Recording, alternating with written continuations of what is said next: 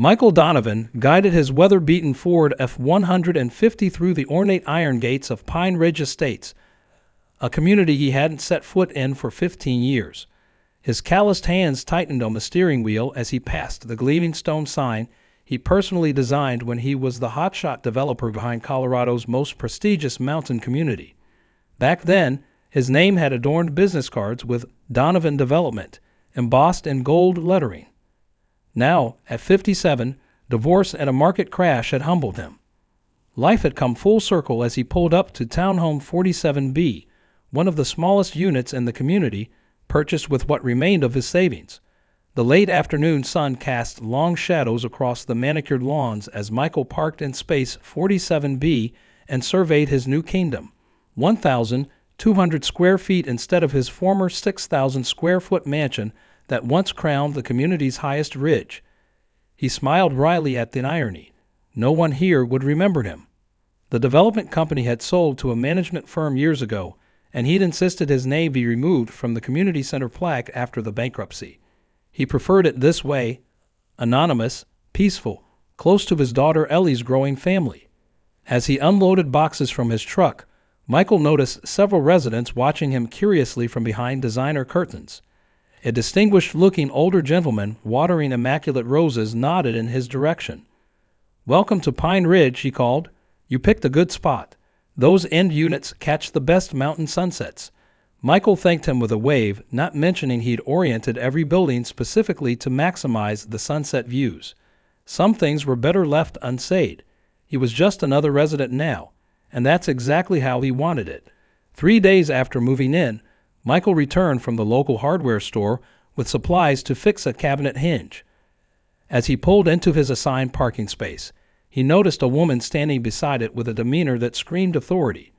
Her platinum blonde bob was cut with geometric precision, matching her rigid posture.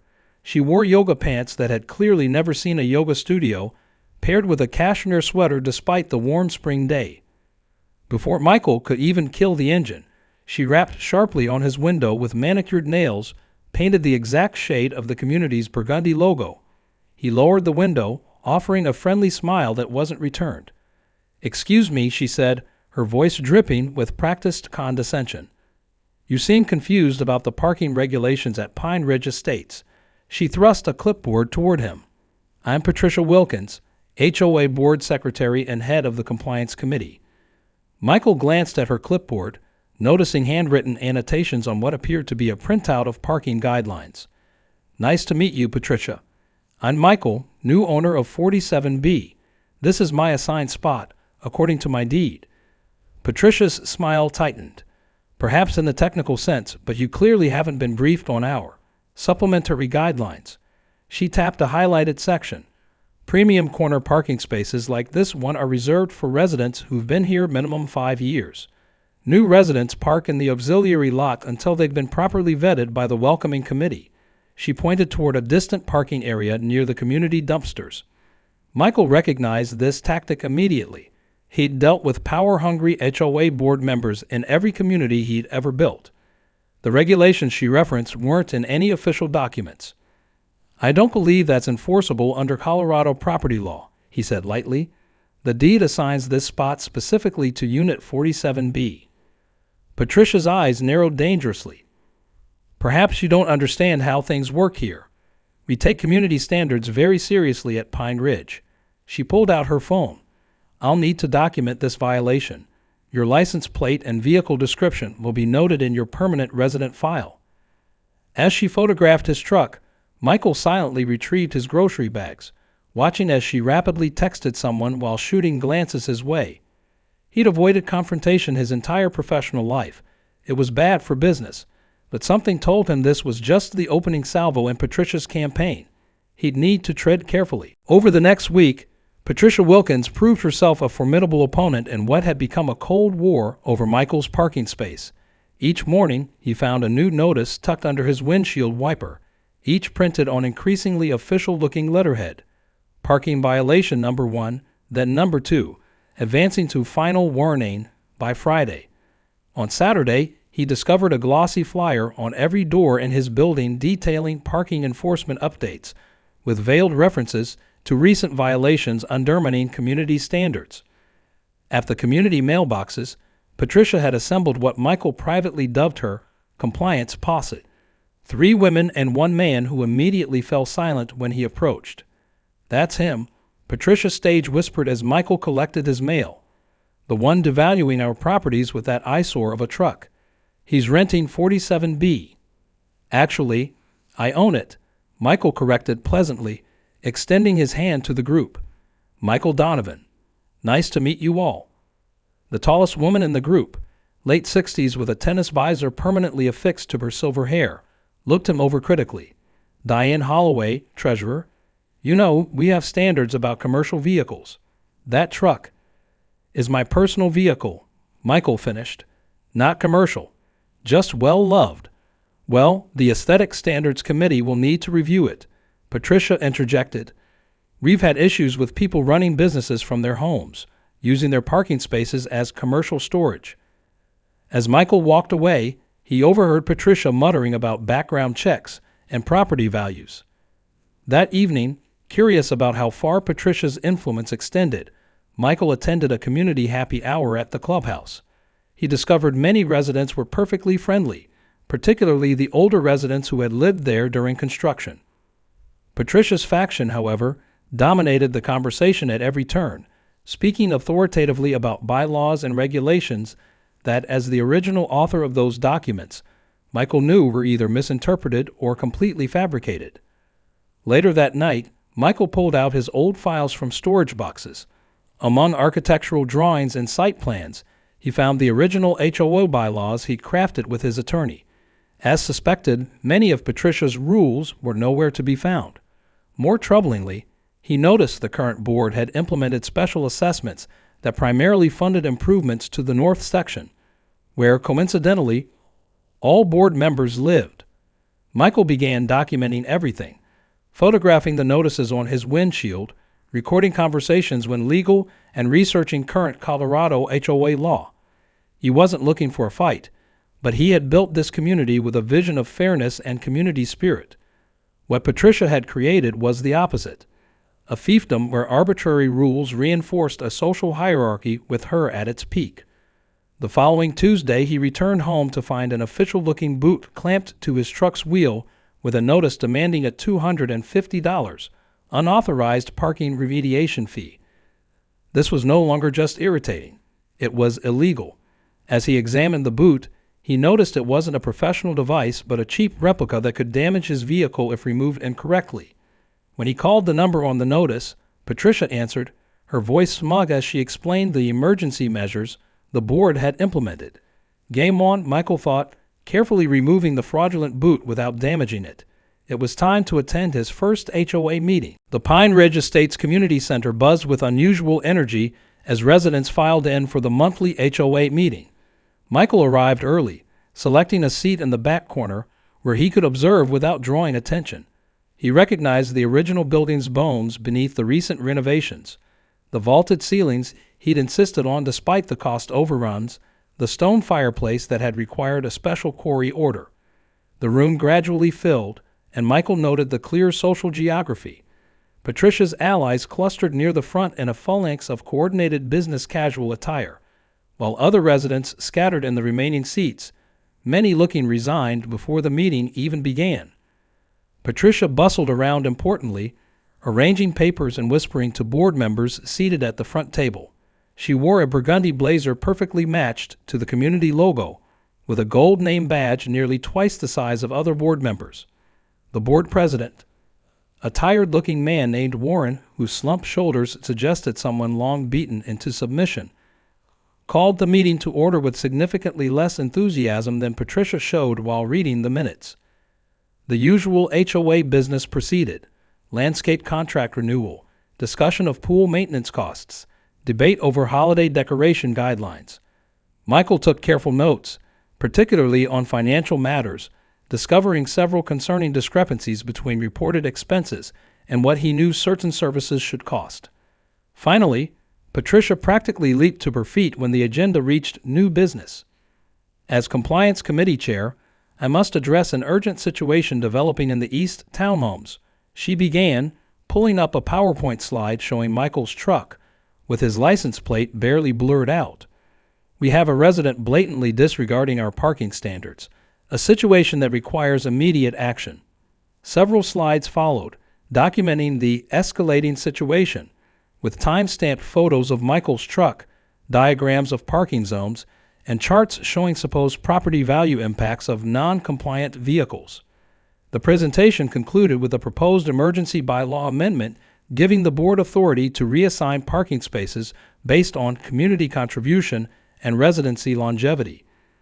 This measure would require a temporary special assessment of $175 per household to cover legal fees and new parking enforcement. Patricia finished triumphantly. Warren sighed. Any discussion before we vote? Michael raised his hand, noticing Patricia's irritated glance in his direction. When Warren acknowledged him, Michael walked calmly to the microphone. Good evening. Michael Donovan, Unit 47B. I have several questions. His deep voice, honed from years of construction site management, carried effortlessly through the room. First, I'd like to understand the legal basis for reassigning deeded property rights. Second, I wonder if the board has consulted with an attorney regarding the legality of the parking boot placed on my vehicle yesterday. And third, I'd like to know why the quoted legal fees for this amendment are $42,000 when standard HOA bylaw amendments typically cost between $3,000 and $5,000. A murmur rippled through the crowd. Patricia's face flushed crimson as she stepped forward. Mr. Donovan clearly doesn't understand how premium communities operate. Our legal counsel is specialized. Actually, Michael interjected politely, I'm quite familiar with HOA law. I'm also curious about something more fundamental.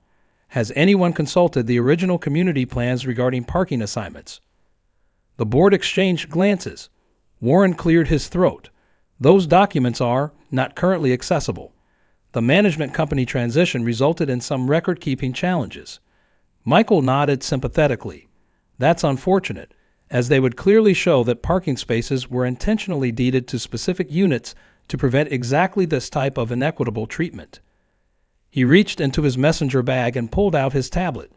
Fortunately, I happen to have the original site plans, architectural drawings, and HOA formation documents right here. Patricia stepped forward, eyes flashing. And how exactly would you have obtained those? Michael smiled for the first time. Because I designed them. The room fell absolutely silent. I'm Michael Donovan of Donovan Development. I built Pine Ridge Estates. Every building, every amenity, every bylaw in the original HOA charter has my signature on it. The silence shattered as several longtime residents gasped in recognition. An elderly man in the third row stood up. I thought you looked familiar. You helped us customize our kitchen when we bought in Phase 1. You're the developer. Patricia's face performed an extraordinary journey through emotions: shock, disbelief, calculation, and finally, a desperate attempt at recovery. If that's true, which I'm not conceding, it's hardly relevant to current operations. The community has evolved into something it was never meant to be. Michael finished firmly. He approached the board table and connected his tablet to the projector. The screen filled with the original Pine Ridge Estates master plan. Let me show you what this community was designed to be, and perhaps we can discuss how far it strayed from that vision. For the next 15 minutes, Michael walked through the original community design philosophy, emphasizing the equitable distribution of amenities, the carefully structured HOA bylaws that prevented power concentration, and the legal protections he'd embedded in the master deed, including ironclad parking assignments that couldn't be altered without a 90% community vote. As he concluded, the room erupted in questions, many directed not at Michael but at the increasingly uncomfortable board. Longtime residents began sharing stories of arbitrary rule changes, selective enforcement, and questionable special assessments. The meeting, scheduled for 1 hour, stretched past 3 as the community's creator methodically exposed the gap between his original vision and the current reality. By midnight, only the most invested residents remained, clustering around Michael as he answered questions about the community's original design. Patricia had disappeared shortly after her parking proposal was tabled pending legal review, but not before attempting one last power play. "Even if you are who you claim," she had sputtered, "your financial failures hardly qualify you to criticize our management. Everyone knows Donovan Development went bankrupt after the housing crash." The room had gone silent at this personal attack, but Michael merely nodded. "That's correct. I lost nearly everything in 2008, including this community that I poured my heart into. That humbling experience taught me that true value isn't in property, but in community, something this board seems to have forgotten." Her face had flushed deep red before she gathered her belongings and stormed out, several of her allies trailing behind. Now, as the meeting finally dispersed, Michael found himself surrounded by the community's longest residents. Thomas Adler, the rose gardener who had first welcomed him, clapped him on the shoulder. "We had no idea," Thomas said. "The place hasn't been the same since the management change. Patricia and her committee have been running roughshod over everyone for years. The special assessments alone," added Marguerite Chen, an original homeowner. "3 in the past year, always for improvements that somehow benefit the north section where they all live." As Michael walked home under a canopy of stars, trees he personally selected now mature and magnificent, his phone buzzed with an incoming text from an unknown number. "This isn't over. You may have built this place, but I've made it what it is today. Board meeting tomorrow, 4 p.m. Your presence is requested. P.O." Michael smiled.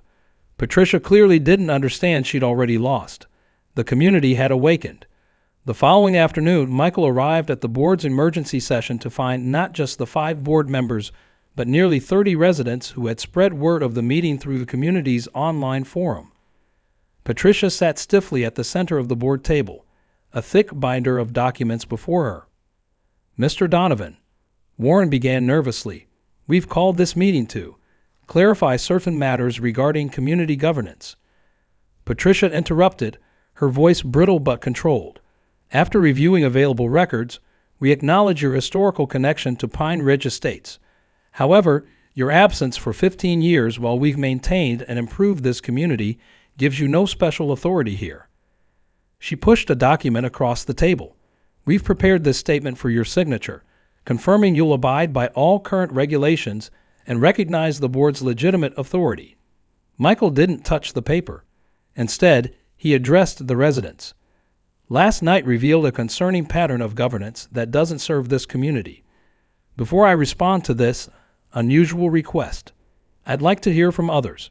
Are you satisfied with how Pine Ridge Estates is currently run?" What followed was 2 hours of testimonials that painted a damning picture: arbitrary rule enforcement, intimidation of dissenters, financial decisions that consistently benefited board members, and a pervasive climate of fear. Even Warren eventually admitted the board had drifted from proper procedure, though he characterized it as overenthusiasm rather than abuse of power. Throughout it all, Patricia's composure gradually crumbled. When confronted with documentation of her unauthorized parking boot scheme, she insisted it was for community aesthetic protection. When questioned about selectively enforcing rules against residents who opposed her initiatives, she claimed they were repeat violators despite evidence to the contrary. The breaking point came when Michael quietly displayed the original community financial structure alongside current budgets. The original HOA fee structure included built-in caps to prevent exactly this situation, he explained. Yet somehow, fees have increased 87% over 5 years, while services have decreased. The tennis courts were resurfaced 3 times in 4 years, all by a company owned by Patricia's brother-in-law. Patricia stood abruptly. "This is character assassination. I've given countless volunteer hours to this community while you were, wherever you were. You abandoned this place." "I sold it," Michael corrected gently, "to a company that promised to maintain its character. I never imagined it would become a fiefdom." The meeting ended with a stunning development: a motion from longtime resident Thomas Adler to hold a special election for all board positions within 30 days. The motion passed overwhelmingly, with even Warren voting in favor, avoiding Patricia's glare. As the room cleared, Patricia remained seated, staring at her meticulous binder of rules and regulations. Michael paused at the door, feeling an unexpected pain of sympathy for someone who, in her own misguided way, thought she was protecting something valuable. "You know," he said quietly, "Pine Ridge was always meant to be a community, not a corporation. Maybe it's time to remember that." She didn't look up, but her knuckles whitened around her pen. "You have no idea what it takes to maintain standards. None at all." Michael left her there, surrounded by the wreckage of her carefully constructed power structure. News travels quickly in close communities, but at Pine Ridge Estates, it moved at fiber optic speed. By morning, Michael couldn't walk to his mailbox without being stopped by residents sharing stories or asking questions about the original community design. His anonymous return had transformed overnight into minor celebrity, something he found both flattering and mildly uncomfortable. The community's online forum exploded with activity. Archival photos of the construction appeared, unearthed from longtime residents' collections. A thread titled Pine Ridge, Then and Now became a virtual town hall where residents debated what had gone wrong and how to fix it. Michael contributed sparingly, preferring to listen to the community rediscovering its voice. 3 days after the confrontation, a knock at Michael's door revealed Warren, the board president, looking haggard but somehow lighter. "I've resigned," he said without preamble when Michael invited him in. Should have done it years ago. He settled heavily on Michael's couch, declining offered coffee. Patricia's, persuasive, started small, enforcing rules that seemed reasonable. By the time I realized what was happening, it felt too late to change course. Michael nodded. "Power structures feed themselves. I've seen it in every development I've built." Warren leaned forward. "The special election is happening. Patricia's gathering her supporters. She's not giving up. She's convincing people you're trying to take control, turn back the clock." "I'm not interested in running for the board," Michael clarified. Warren's laugh held little humor. "Doesn't matter. You're the symbol now, either of restoration or interference, depending which side people are on." He stood to leave, pausing at the door. "Just thought you should know. It's getting ugly. Patricia's researching your bankruptcy, talking about your failure to maintain the development." After Warren left, Michael walked to his small patio and gazed across the community. The mountains stood eternal beyond the carefully arranged buildings he'd placed to maximize their beauty. He'd lost ownership of this place years ago, but seeing it corrupted bothered him more than he expected. His phone buzzed with a message from his daughter. "Dad, what's going on? My friend Sarah lives in Pine Ridge and says you're leading some kind of homeowner revolution." Michael sighed. So much for his quiet retirement. The next morning, Michael found his truck covered in a fine dust with the word "failed" traced onto the hood. The community security footage mysteriously contained a technical gap during the incident. Later that day, flyers appeared on windshields throughout the community detailing Donovan Development's bankruptcy, with unflattering news clippings about projects that had faltered during the financial crisis. Rather than engaging in the escalating conflict, Michael focused on education. He began offering informal Saturday morning coffee walks through the community, explaining architectural choices and the original vision to anyone interested. Attendance grew weekly, with residents bringing neighbors, sharing stories, and gradually rebuilding connections that had been severed under Patricia's divisive leadership. Patricia countered with preservation committee meetings held simultaneously, attracting a dwindling but vocal group of supporters. Her rhetoric shifted from community standards to property values, warning that Michael's interference would decrease home prices and inviting a real estate agent to present foreboding market analyses. The conflict crystallized around the upcoming special election, with two clear factions emerging: Community First, supporting a complete board overhaul, and Preserve Pine Ridge, backing Patricia's approach. Michael endorsed neither, maintaining that residents should decide their community's future without his influence, though his preference was clear. 2 weeks before the election, Patricia made her most dramatic move yet. Michael returned home to find an official-looking notice taped to his door: violation of Hoe covenants, unauthorized business activity. The letter claimed his coffee walks constituted commercial touring without proper licensing, and demanded he cease immediately or face daily fines of $100. That evening, his phone rang with an unknown number. Mr. Donovan. Patricia's voice was tightly controlled. I think it's time we spoke privately. This situation has become counterproductive. They agreed to meet at a neutral location, a coffee shop in town, away from curious neighbors. Patricia arrived precisely on time, immaculately dressed despite the casual setting, a thick folder tucked under her arm. I'll be direct, she said, sliding into the booth. You've created a divisive situation in a previously harmonious community. Michael raised an eyebrow, but let her continue. I've been researching alternatives, Patricia continued. The management company that purchased Pine Ridge has other communities in their portfolio. They've indicated they could facilitate a property exchange, your townhome for equivalent value in another development. You'd be compensated for the inconvenience, of course. Michael stared at her. You're trying to buy me out of the community I built. I'm offering a civilized resolution, Patricia countered. Neither of us wants protracted conflict. She slid a document across the table. The offer is quite generous. Michael glanced at the figure, genuinely surprised by the premium over market value. Why does it matter so much to you? Why such investment in control? Something flickered across Patricia's carefully composed features. A flash of genuine emotion quickly masked. Because someone has to maintain standards. When my husband and I bought here 8 years ago, we invested everything. This community's reputation is the only thing protecting that investment. For the first time, Michael glimpsed the person beneath the rigid exterior, someone driven by fear disguised as principle. He saw what he'd missed. Patricia wasn't a villain, but someone terrified of losing control, of watching something valuable deteriorate. I understand protecting what matters to you, he said gently, but there are better ways than ruling through fear.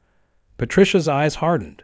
Not everyone shares your optimistic view of human nature, Mr. Donovan. Without strict guidelines, communities decline. I've seen it happen. Michael declined her offer, but as they parted, he felt the first glimmer of something that might, eventually, become understanding between them. The special election transformed Pine Ridge Estates in ways no one, perhaps not even Michael, had anticipated. With 87% of homeowners voting, unprecedented in the community's history, the results delivered a clear mandate. All current board positions were filled with new faces representing diverse areas of the community. Patricia received only 18 votes for her preferred position as compliance chair. The message was unmistakable. The community wanted change. Despite many residents urging, Michael had declined to run. I'm here to live quietly near my grandchildren, he explained at a community forum, not to manage an HOA.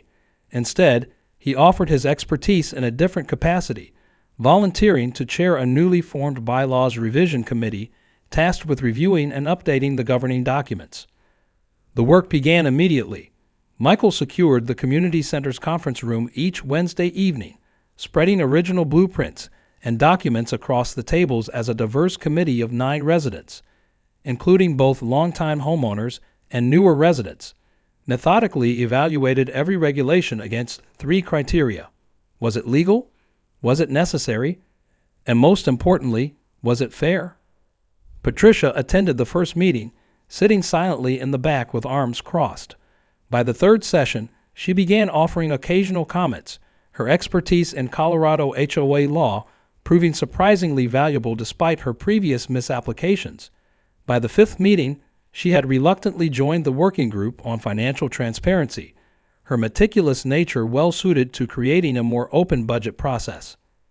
The parking regulations weren't entirely arbitrary, she admitted to Michael after one particularly productive session. The visitor spots were being abused by residents with multiple vehicles, but perhaps dedicated visitor passes would have been more equitable than my approach. Michael recognized the closest thing to an apology he was likely to receive. Beyond bylaws, the community itself was changing. The new board implemented Michael's suggestion of a digital portal where all residents could access documents, meeting minutes, financial statements, and architectural guidelines. The previous information gatekeeping, which had given insiders tremendous power, disappeared overnight. Residents proposed improvements through an online suggestion system, with transparent voting and budget implications clearly displayed. The physical transformation followed the organizational one. Community workdays replace expensive contractors for simple projects, with residents discovering hidden talents among their neighbors. The retired engineer from Building 3 redesigned the irrigation system, reducing water bills by 22%. A landscape architect in the north section volunteered to reimagine the common areas with native plants, reducing maintenance costs while creating beautiful, sustainable spaces. Most surprisingly, 6 weeks after the election, Patricia approached the new board with a detailed proposal. She had meticulously documented maintenance issues throughout the community, organizing them by urgency and cost. Her presentation, lacking her former condescension, offered a 5-year maintenance plan that prioritized structural integrity over cosmetic enhancements. The north section has received disproportionate resources, she acknowledged, not meeting the eyes of her former allies. This plan redistributes maintenance funds according to actual need rather than other considerations. The board approved her plan unanimously, appointing her to chair the Maintenance Oversight Committee, a position that utilized her attention to detail without giving her unilateral authority. It was a remarkable rehabilitation, though many residents remained wary. "Do you trust her conversion?" Thomas asked Michael as they inspected the newly repaired tennis courts, work that had been properly bid this time, saving nearly $14,000. Michael considered the question. "I think she's adapting. Her need for control came from somewhere genuine, fear of losing something valuable. She's finding better ways to protect what matters." By midsummer, the revised bylaws were ready for community review. Michael's committee had produced a document that maintained necessary protections while eliminating arbitrary restrictions. Parking spaces remained deeded to specific units. Aesthetic guidelines focused on maintenance rather than personal expression. The fee structure included caps on annual increases. Most importantly, power was distributed across multiple committees rather than concentrated in a single board. The day before the community-wide vote on the new bylaws, Michael found an unexpected visitor at his door. Patricia stood on his porch, looking uncharacteristically uncertain. "May I come in?" she asked. "There's something I think you should know before tomorrow's vote." Over coffee at his kitchen table, Patricia revealed what Michael had suspected. The previous board had significantly underfunded reserves while maintaining artificially low fees. The financial picture was less stable than residents realized. "The new transparency requirements will expose this," she said. "There could be backlash, special assessments." "Better to face reality than maintain a comfortable fiction," Michael replied. Patricia nodded slowly. "That's why I'm selling my unit. The offer was accepted yesterday." Michael was genuinely surprised. "Because of the changes?" "Partly." She straightened a paper napkin precisely. "Partly because some bridges can't be rebuilt. Many people here will never see me as anything but the villain in their community story." She met his eyes directly. "And partly because you were right. I lost sight of what community means. It became about control, about being right." Michael recognized the cost of this admission to someone as proud as Patricia. Communities can forgive a lot when someone works toward making things right. She shook her head. "Some lessons come with consequences. I'm joining my sister in Arizona, starting fresh." She stood to leave, then hesitated. "The community you built was beautiful, Mr. Donovan. I'm sorry for what happened to it under my watch. And for what it's worth, I'm voting for the new bylaws tomorrow." 1 year after Michael's confrontation with Patricia in his parking space, Pine Ridge Estates celebrated its 20th anniversary with a community-wide gathering unlike anything residents had seen in years. The newly renovated community center, updated with volunteer labor and materials purchased under budget thanks to Michael's industry connections, buzzed with activity as neighbors who had once avoided each other now chatted comfortably. Michael stood back, watching with quiet satisfaction. His grandson Elliot raced past, chased by children from throughout the community in an impromptu game of tag. His daughter Ellie joined him, handing him a plate of food from the potluck table. "Quite the community organizer in your retirement, Dad," she teased. "Remember when your big plan was to live quietly and babysit occasionally?" Michael smiled. "Plans change." "Granddad," Elliot called, racing back. "Mrs. Chen says you promised to tell us the story about how you designed the secret trail to the waterfall." Did I now? Michael laughed. Well, I suppose I did. Come on then. He allowed himself to be dragged toward a gathering of residents near the fireplace, where Margaret Chin had already assembled a small audience. As he explained how he discovered the natural spring during initial surveys and designed the community around preserving it, Michael reflected on the transformation of the past year. The new HOA operated with remarkable efficiency and minimal drama. The digital portal had evolved into a genuine community hub where residents shared everything from maintenance tips to recipes. Property values had increased 12%, ironically fulfilling Patricia's primary goal, though through community cooperation rather than rigid control. Patricia herself had moved to Arizona as planned, though she had surprised everyone by attending the bylaws ratification ceremony before her departure. She had stood uncomfortably at the back as the community overwhelmingly approved the new governing documents, including a specific founder's provision prohibiting the kind of power concentration that had allowed her rise. When Michael had nodded acknowledgement to her across the room, she had returned a small but genuine smile before slipping out. 2 months later, a package had arrived for Michael, Patricia's meticulous records of Pine Ridge's construction and early years, including newspaper clippings, photographs, and documents he thought lost in his bankruptcy. A brief note read simply, "These belong with the builder. You were right about what matters. P. Gall." Now, as Michael concluded his story about the waterfall trail to appreciative laughter, Thomas Adler, the newly elected HOA president, called for attention. "Today, we're not just celebrating 20 years of Pine Ridge Estates," Thomas announced. "We're celebrating a rebirth." He gestured to a sheet-covered object beside him, and officially recognizing the person who not only built this community, but helped us reclaim it. With a flourish, he unveiled a bronze plaque mounted on a stone from the original quarry used in construction. It read, "Pine Ridge Estates, founded 2003 by Michael Donovan, renewed 2023 by a community united in purpose." Applause filled the room as Michael was urged forward, genuinely moved by the gesture. When the crowd quieted, he spoke briefly. "Communities aren't built with lumber and concrete," he said. "Those materials create buildings. Communities are built through shared purpose and mutual respect." He looked around at faces that had transformed from suspicious neighbors to friends. "I'm honored to have designed the structures around us, but you've built something far more valuable. A true community. That's worth more than any building I've ever created." Later, as the celebration continued, Michael stepped outside to his truck, still parked in space 47B, now with a small permanent marker bearing his name. He smiled at the irony of how his parking spot had catalyzed such transformation. His phone buzzed with a message, a photo from Patricia showing a sunset over Arizona mountains with the simple text, "Different view, same sky. Community meeting tomorrow. Wish me luck." Michael texted back, "Remember, listen first, rule books second." As he rejoined the celebration, Michael reflected that sometimes you have to return to your foundations to build something better. Pine Ridge Estates had come full circle, and so had he, not as the powerful developer he'd once been, but as something more valuable, a neighbor who had helped others reclaim their community, one parking space at a time.